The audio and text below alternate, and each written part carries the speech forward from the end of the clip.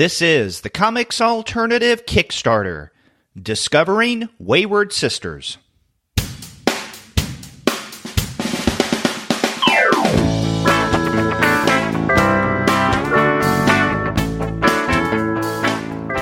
Hello and welcome to a brand new series from the Comics Alternative. This is the Comics Alternative Kickstarter.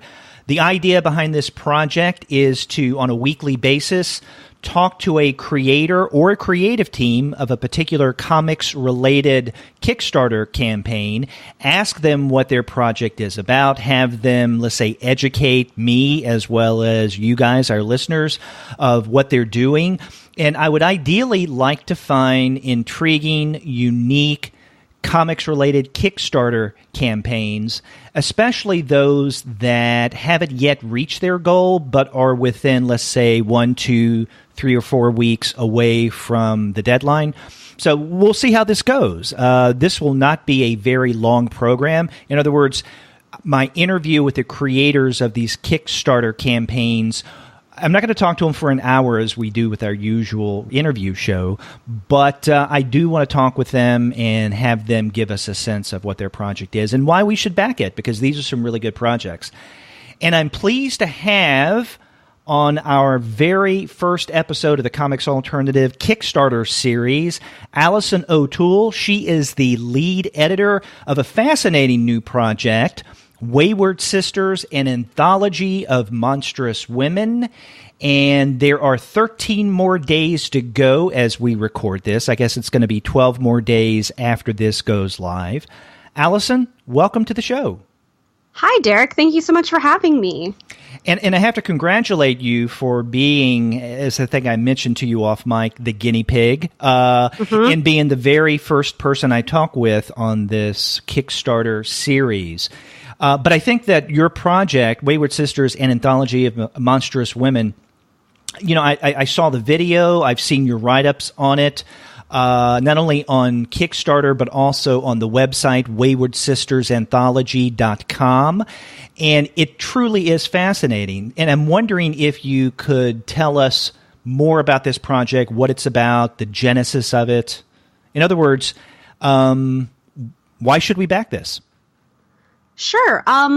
So this is a project I've had in my head for a couple of years. I grew up loving monsters and spooky stuff, but as a woman, I felt that I was really rarely represented in the monster stories that I love so much. So I thought it would be so cool to see, you know, girl werewolves and girl swamp monsters and girl whatever else. But women tended to be more, you know, they were either victims or they were love interests, or sometimes they were sexy vampire or monster hunters. But if they were monsters, it was usually sort of something made for the male gaze, something sexualized. Mm-hmm. So I had this idea to make a collection of stories where women and gender-nonconforming creators could tell stories about women and non-binary monsters. So it's a comics anthology of just that. It's a range of monster stories in a variety of genres. We have got horror, but there's also comedy, and there's romance, and there's a bunch of stuff in between. So if you like monsters, no matter what genre you like, hopefully there'll be a story in here for you. Mm-hmm. And so I've had this idea for a bit, and Stephen Andrews, who's the sort of head of TO Comix Press, approached me about heading a book because we'd worked together on 2 volumes of the Toronto Comics Anthology.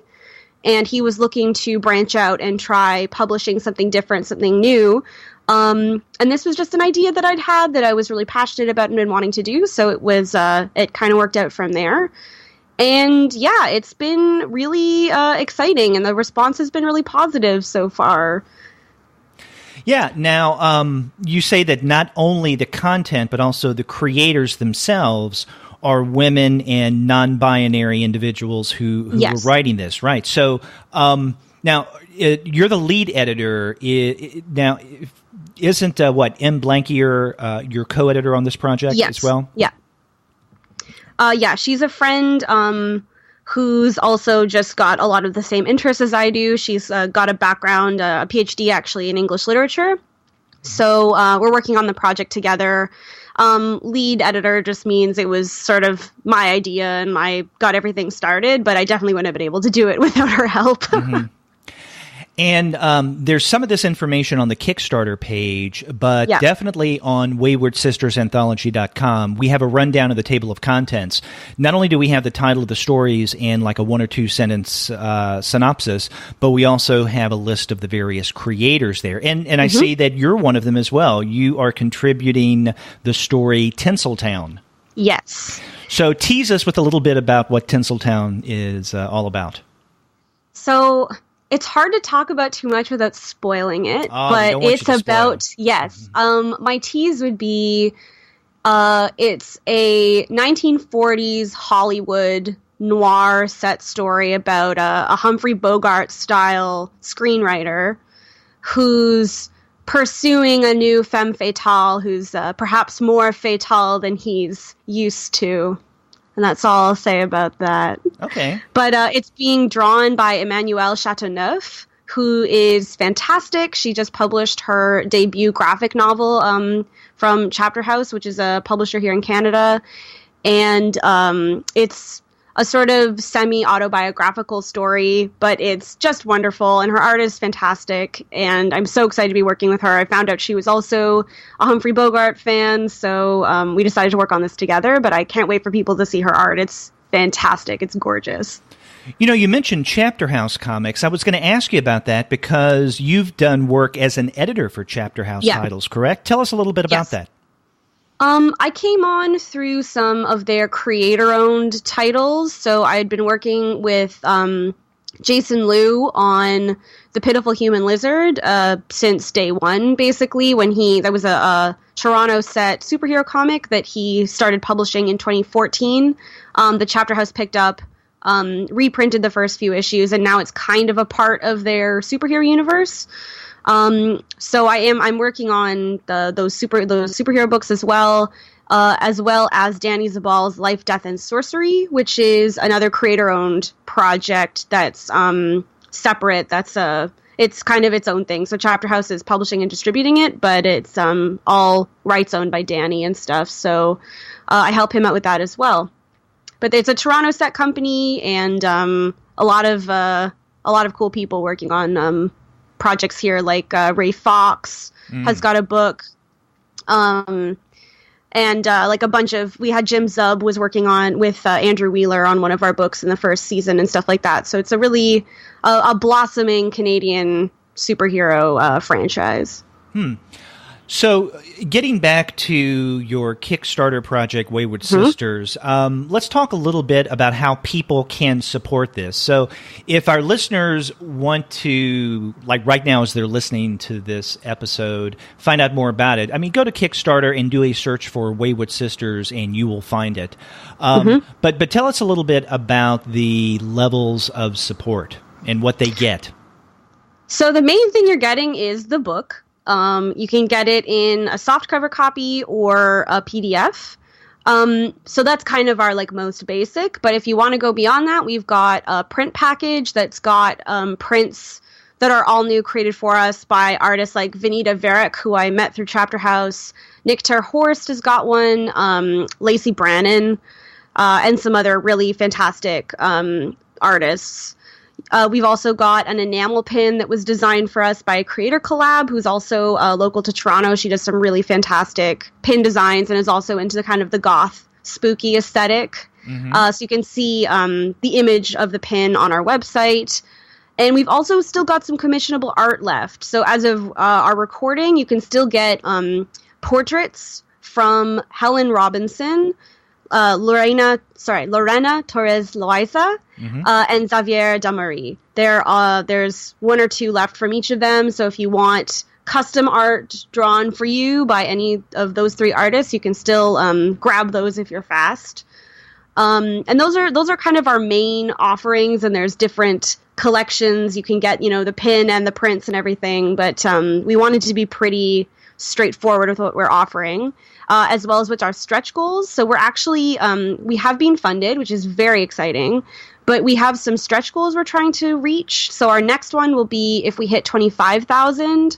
Tess Anelli Reed has designed some bookmarks for us, and the art for that hasn't been released yet, but you can keep an eye out over the next couple of days. We'll be sending out the art for those, and from the process stuff, they are gorgeous, and I hope everyone will be really, really excited about those. So if we reach 25K, everyone who chooses a physical reward that we'll have to mail will receive a set of 3 free bookmarks that are, again, designed just for the campaign. Mm-hmm. And beyond that, if we reach 30,000, then we'll be upping our page rates for our contributors, which is something I would really, really love to be able to do, because everyone has put so much amazing work into this book, and the more we can pay them, the better, because they deserve far more than we've been able to give them. So I'm hoping we can at least up their page rate a little bit. Mm-hmm. So I'm really hoping we can get to 30,000 so that we can give back to our amazing contributors.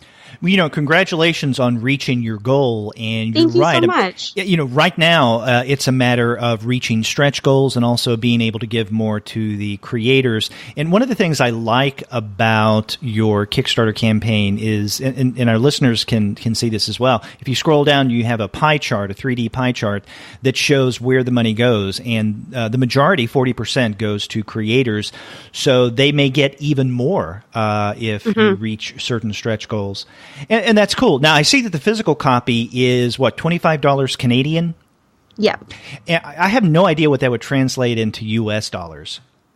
I'm not 100% sure, but it would be around about 20, depending on the day, probably. Mm-hmm.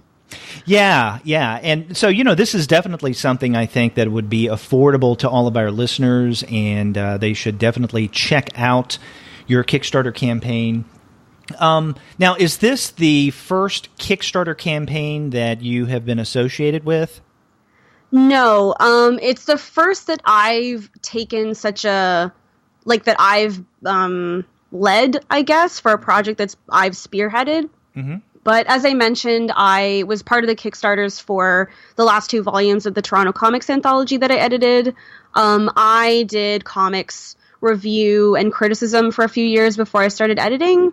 I still do a bit of writing online, but because of that, I know a lot of people and had a bit more experience in that world. So I did some of our press setup and that kind of thing, and did some of the interviewing stuff for those last few volumes of Toronto Comics. So this isn't my first rodeo, I guess, but it's definitely the first one where, I've been the one sending out the updates, and I've been the one building the Kickstarter and all that kind of stuff. So that's definitely new to me. So a learning experience. Yeah, to an extent, but collaborating with Stephen Andrews, the publisher, who has done, this is his 4th, I believe. So being able to work together with someone who knows what they're doing is super helpful. And all those graphics on the page, that was all his work. I can't take credit for any of that. So he made the pie chart, and he made the graphics showing all the different packages and that kind of stuff. That's all his work. Yeah, it is very, I guess, visually appealing and informative, your Kickstarter page. You mentioned the press. Tell me a little bit about TO Comix Press, because I was not familiar with that. And so tell me more. So as I mentioned, Stephen Andrews is the head of the press. It started a few years ago with a group of people who graduated from Ty Templeton's boot camp together. It's a comic book boot camp, it's called, and it's a program here in Toronto. That's just what it sounds like. You can sign up for courses that delve into different parts of comics creating, so both art writing as well as certain business management side of things. So it was a group of people who graduated together, and instead of just talking about making comics, decided to make comics. And so what was born out of that was the first volume of the Toronto Comics Anthology, which was just a showcase for their class, basically. And the project has grown exponentially from there. So it's a showcase of local Toronto talent. And part of its goal is always to showcase the work of up-and-coming creators. So often people who haven't been published before anywhere. So it's a chance for them to work with an editor maybe for the first time, and certainly to be published for the first time. And we want to show the work of these new creators next to the work of maybe some more experienced creators. So the first volume was, I believe, around 100 pages, all in black and white. And the last one we released was just over 200 in full color. So the project just keeps getting bigger and bigger, which is super exciting. But it's a really cool way for people in Toronto to see their city and their local talent, but also for other people to see the kind of talent that's coming out of Toronto. That's great. And if our listeners want to find out more about this project, in addition to going to Kickstarter and then doing a search for Wayward Sisters, they could go to waywardsistersanthology.com. And if they want to contact you directly to find out more information as the lead editor, how can they do that? So they can reach me through our social media. If you want to follow Wayward Sisters on Twitter or Instagram, it's at WS Anthology on both platforms. And I can also be reached directly on either Twitter or Instagram at Allison M. O'Toole. So that's ALLISON, M as in Margaret, OTOOLE. And we will put contact information up in the show notes for this inaugural episode of the Kickstarter series. Allison, I want to thank you very much for taking the time and talking with me about this exciting new project, Wayward Sisters, an anthology of monstrous women, where both the content and the creators are women and non-binary creators and monsters. And so this is going to be, about 216, 220 page anthology. People should definitely check it out. Yeah, thank you so much. We really appreciate you reaching out, and I hope folks are as excited about the project as we are. Yes. And here you have it, our inaugural episode of the Comics Alternative Kickstarter series. I'll be back next Saturday with another comics-related Kickstarter project. So check back for that episode. And remember, let's back those creators on Kickstarter.